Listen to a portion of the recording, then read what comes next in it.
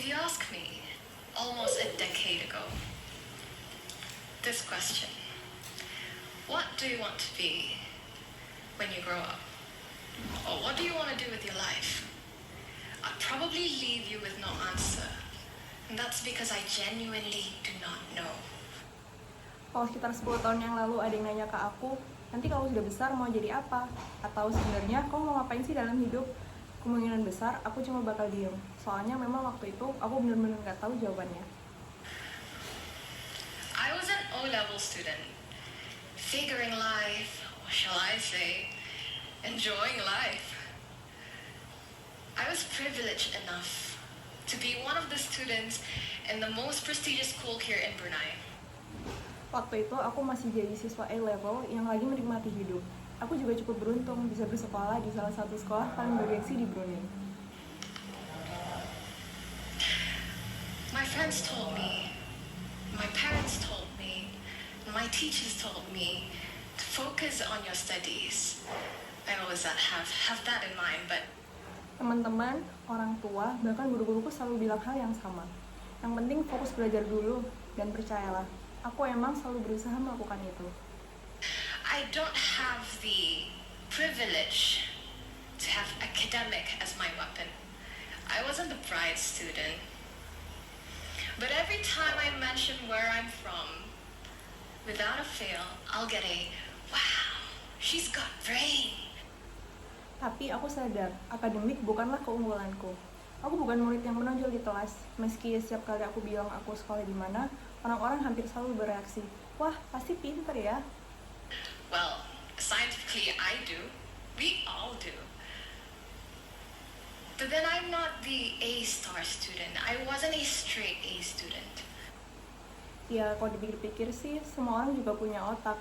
Tapi kenyataannya, aku bukan murid yang selalu jadi juara atau yang nilainya selalu A. So I compensated in a different way. If you knew me from back then, I appear a lot on stage. Not for public speaking though. I sang. I retired. Makanya aku mencari cara lain untuk menunjukkan kemampuanku. Kalau kalian kenal aku waktu itu, mungkin kalian lebih sering lihat aku di atas panggung. Tapi bukan buat pidato ya. Please don't ask me to sing. I've always missed my class. Aku juga pernah menyanyi, tapi sekarang udah pensiun. Jadi jangan disuruh nyanyi lagi ya. Saking seringnya ikut kegiatan, aku juga sering izin gak masuk kelas. But then I always tell my teacher, Miss, I'm sorry. I can't attend to your class again. But then on the other hand, I was like, yes. We all been there. Setiap kali begitu, aku selalu bilang ke guru, maaf ya bu, hari ini saya nggak bisa ikut pelajaran lagi. Tapi jujur aja, di dalam hati rasanya malah seneng. Ya pasti ada yang pernah ngerasain juga kan? I truly enjoyed my time. At one point, I was a choir captain. I was the head of field performance. Aku benar-benar menikmati masa sekolahku. Aku pernah jadi kapten paduan suara, bahkan sempat memimpin tim pertunjukan lapangan. I was enjoying life. But I was struggling academically. So, with this question, there's one thing that I always ask myself. Aku menikmati semua aktivitas itu, tapi di saat yang sama, aku juga kesulitan mengikuti pelajaran. Dari situlah, aku mulai terus bertanya pada diri sendiri. It hasn't come up to my mind that what I want to be, because all of my friends, they have their career path set. I want to be a doctor, I want to be a lawyer, I want to be an accountant. Aku sama sekali belum tahu mau jadi apa. Padahal teman-temanku sudah punya cita-cita yang jelas. Ada yang ingin jadi dokter, pengacara, bahkan akuntan. They all know what they want. But I was just there living life. Mereka semua tahu tujuan mereka. Sementara aku cuma menjalani hari demi hari. During my O-levels, I was really struggling. So after I was done with my O-levels, I requested to transfer school. Waktu O-level, aku benar-benar kesulitan. Bahkan setelah lulus, aku sempat minta pindah sekolah. I really don't want to do my A levels because then I will screw myself. But here's what my parents and my teacher told me. Aku benar-benar gak mau lanjut A-level karena merasa bakal makin kewalahan. Tapi orang tua dan guru-guruku mencoba meyakinkanku. Just 2 more years. Another 2 years and you'll graduate. What convinced me was when my teacher told me that you're already in a prestigious school. Mereka bilang, bertahan 2 tahun lagi aja ya, setelah itu kamu bakal lulus. Yang akhirnya membuatku berubah pikiran adalah perkataan guruku bahwa aku sudah berada di sekolah yang bagus. Universities will be seeing our school first before other schools. Now I was like, okay, I'm sold. Beliau bilang, nama sekolahmu pasti jadi salah satu hal yang dipertimbangkan universitas. Saat itu aku langsung berpikir, ya sudah deh, aku lanjut. But do I really know what I want to do? I don't even know what I want to pursue in my university. What major I will be taking. I didn't. Tapi apa aku benar-benar tahu apa yang ingin aku lakukan? Aku bahkan belum tahu nanti mau ambil jurusan apa di universitas. Know any of that. I still remember those conversations as if they happened yesterday, but they are still fresh in my mind because Aku benar-benar belum punya bayangan sama sekali. Sampai sekarang pun percakapan itu masih terasa jelas di ingatanku, seolah baru aja terjadi kemarin. that was a time where I started to ask myself, what do I want to do? What do I want to pursue? And that was when these questions starts to flood my head. Karena sejak saat itulah aku mulai bertanya pada diri sendiri. Sebenarnya aku mau kemana sih? Aku ingin menjalani hidup seperti apa? Sejak itu berbagai pertanyaan terus memenuhi pikiranku. What makes me happy? What brings me joy?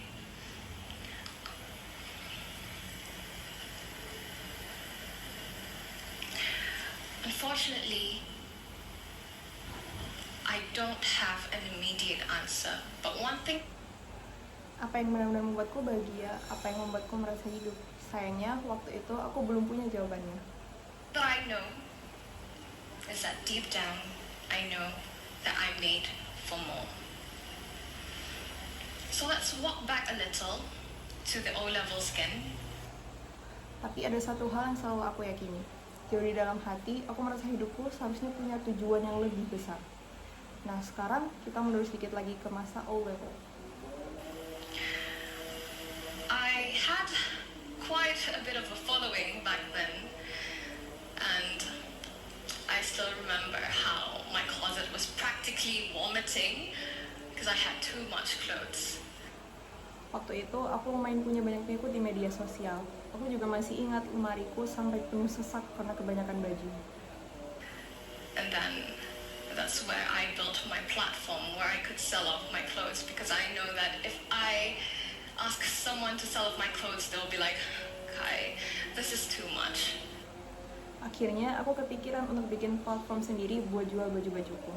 Soalnya, kalau aku minta orang lain yang ngurusin, mereka pasti bakal bilang, Kai, bajumu kebanyakan banget. So I took the matters in my hands. That's where I built my own venture for fun initially. Sekarang untuk mengurus semuanya sendiri. Dari situlah usaha pertamaku dimulai. Awalnya sih cuma iseng, sekedar buat seru-seruan aja. But this goes on and on during my O-level years and until my A-level years. I was juggling between studies. I was also juggling between my new venture. Rutinitas ini terus berlanjut. Dari masa O-level sampai A-level, aku harus membagi waktu antara sekolah dan usaha yang baru saja aku bangun.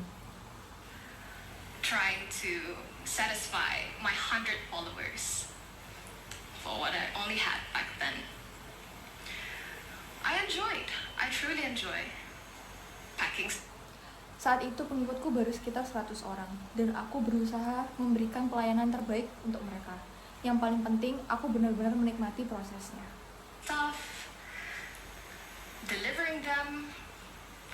The most tedious part is the photo taking. Aku senang banget saat mengemas pesanan dan mengantarkannya ke pelanggan. Justru yang paling bikin capek itu memotret produknya. There's a lot of logistics going on back then. But I enjoyed. I truly enjoyed. It gives me the fulfillment. Waktu itu banyak sekali hal teknis yang harus diurus, mulai dari pengemasan sampai pengiriman. Tapi semua itu justru membuatku merasa puas dan berarti. I still remember I was really looking forward to being 18. Because why? Aku masih ingat betapa enggak sabarnya menunggu umurku genap 18 tahun. Kira-kira kenapa? Because that was when the time that I could register for my business license. Karena di usia itulah aku akhirnya bisa mendaftarkan usahaku secara resmi. My birthday gift from myself when I was 18, the first thing that I did was to register my business as an official business. Hadiah ulang tahun pertama yang kuberikan untuk diriku sendiri saat berusia 18 tahun adalah mendaftarkan usahaku agar resmi secara hukum. So now, it's an official business. It's not for fun anymore. I have to think of... Sejak saat itu, usahaku bukan lagi sekedar hobi atau iseng-iseng. Semuanya berubah menjadi bisnis yang sesungguhnya. How do I turn from motivation to discipline? Whether or not if I want to do it, I have to do it because I've signed up for it. Aku harus belajar berhenti mengandalkan semangat sesaat dan mulai membangun disiplin. Mau lagi semangat ataupun tidak, aku tetap harus menjalankannya karena aku sudah berkomitmen. Committed to it. So here's where I pivot. I realized that doing thrifting, a thrift business, will not get me anywhere, well, at least in Brunei. Disinilah titik baliknya, aku mulai sadar kalau bisnis thrift saja tidak akan membawaku berkembang lebih jauh, setidaknya di Brunei. Again, I didn't have an immediate answer, but along the way, I found my answer. Sekali lagi, aku belum langsung tahu langkah berikutnya, tapi seiring berjalannya waktu, jawabannya perlahan mulai muncul. How?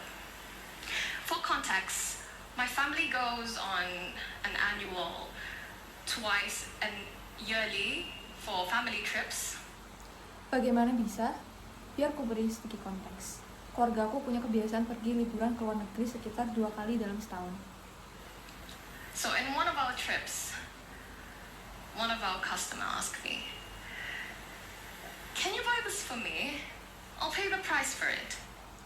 Saat salah satu perjalanan itu, ada pelanggan yang bertanya, "Bisa tolong belikan barang ini? Nanti aku bayar." And I was like, oh, there's a market for it? There's a demand? Saat itu, aku langsung sadar, oh ternyata memang ada pasarnya. Orang-orang benar-benar membutuhkan layanan seperti ini. So I tried to test it. And then, surprisingly, I got a positive feedback. Akhirnya, aku memutuskan untuk mencobanya. Dan di luar dugaan, respons yang ku dapat ternyata sangat positif. Showed up for it, day by day. What started off as few members, now to almost 10K members in our VIP community group all along. Hari demi hari, aku terus konsisten menjalankannya. Yang awalnya hanya diikuti segelintir orang, lama-kelamaan berkembang menjadi komunitas VIP dengan hampir 10.000 anggota. That was my goal, is to unleash my inner fire, listening to the Itulah tujuanku, berani mengikuti kata hati dan mengeluarkan potensi terbaik yang ada dalam diriku. voice inside of me of what I want to do. It looks different than most of the career paths, but this is what my voice tells me. I kept looking inward. Jalan yang kupilih memang berbeda dari jalur karir yang dianggap normal oleh kebanyakan orang. Tapi inilah arah yang terus ditunjukkan oleh kata hatiku. And this is what I want to do for my life. This is what brings me joy.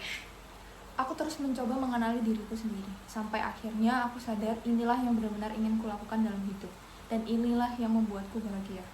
Seeing the satisfaction, seeing how happy they are when I fulfill their orders, I feel so fulfilled by that. I feel so happy. And that's why I continued. Melihat pelanggan merasa puas dan bahagia saat menerima pesanan mereka, mereka memberiku kepuasan yang luar biasa. Itulah alasan kenapa aku terus melanjutkan semuanya. But then that's the thing, when I started my personal shopping business, I started to ask question, how do I do the pricing? How often shall I travel? Tapi ketika memulai bisnis personal shopper, muncul banyak pertanyaan baru. Berapa harga yang seharusnya aku pasang? Seberapa sering aku harus bepergian? Did I find my answers right away? Absolutely not. But I figured it along the way. Apa aku langsung tahu jawabannya? Tentu saja tidak. Semua itu aku pelajari sedikit demi sedikit sepanjang perjalanan. So this is when I built my community. I needed to find a way to make a platform where all of us could gather around and to shop together. But then again, Di saat yang sama, aku juga mulai membangun komunitasku sendiri.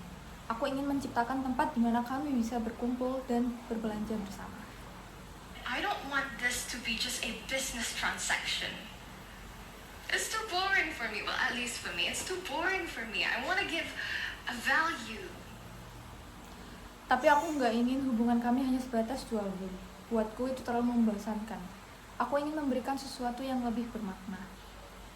So that's when I use my community, almost 10K members now, to share values. Every rooms Karena itulah komunitas yang sekarang beranggotakan hampir 10.000 orang ini tidak hanya kubangun untuk berjualan, tetapi juga untuk berbagi nilai dan pengalaman. step in, I would share in my community group.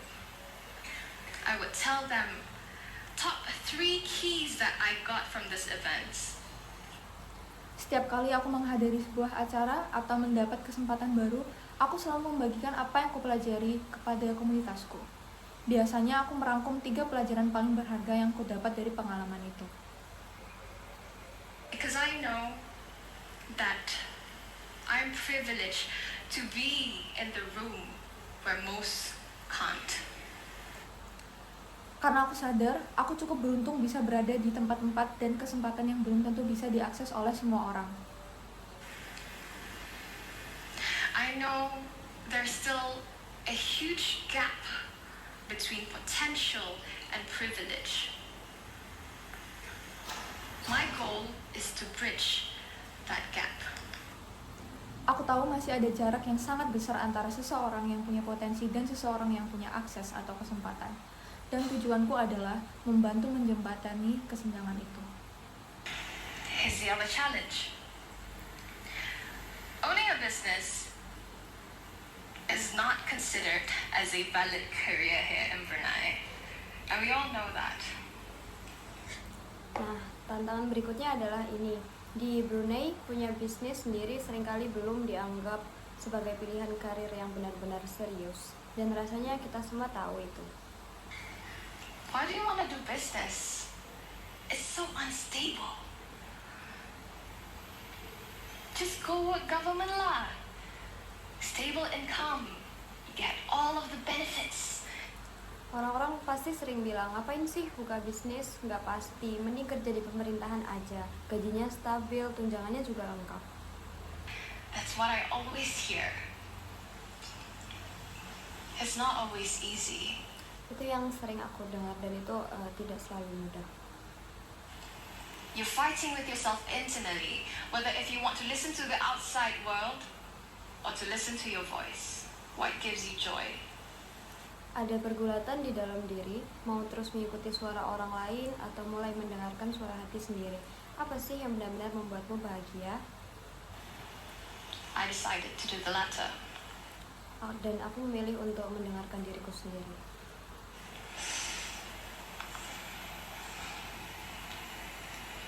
My parents and I always have this talk.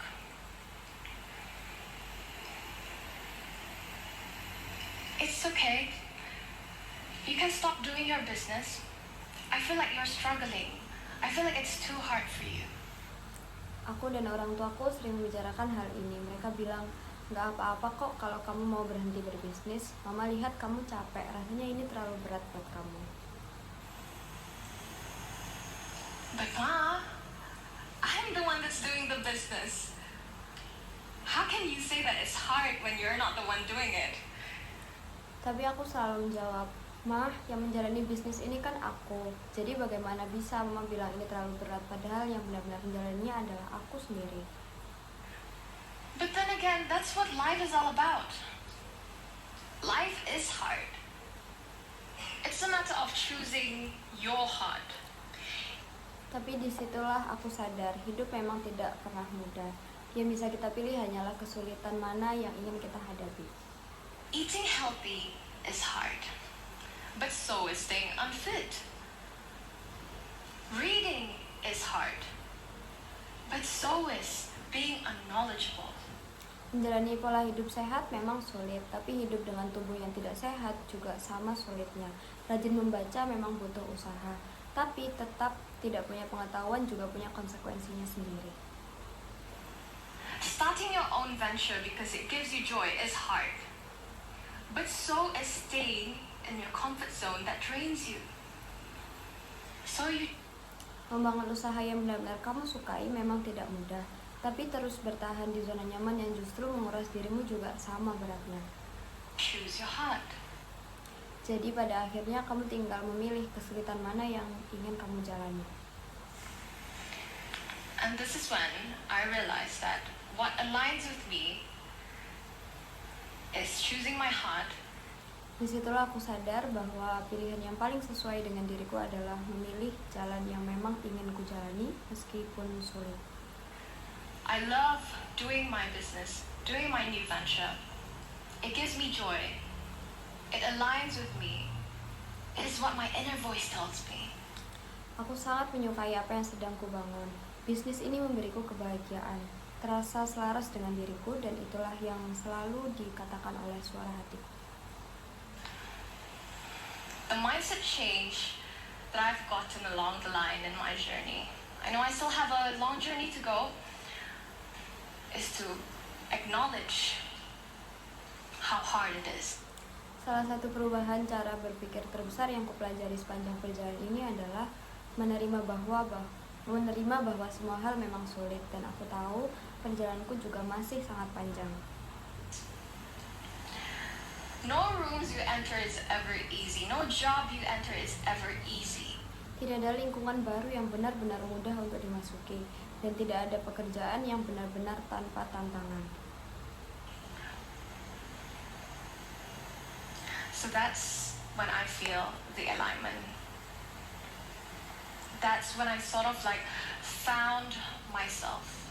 Justru saat menerima kenyataan itu, aku mulai merasa semuanya berjalan dengan selaras, dan disitulah aku perlahan menemukan diriku sendiri.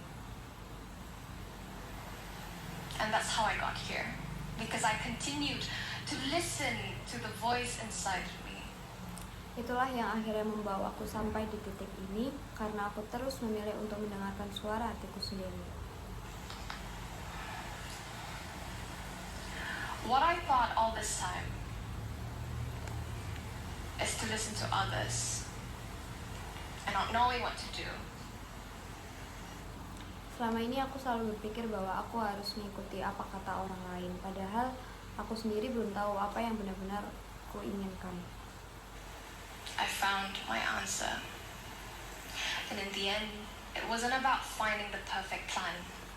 Tapi akhirnya aku menemukan jawabannya, dan pada akhirnya perjalanan ini bukan soal menemukan rencana hidup yang sempurna. It was about finding myself and build a life around it. Yang terpenting adalah menemukan siapa diriku sebenarnya, lalu membangun hidup yang sesuai dengan diriku itu.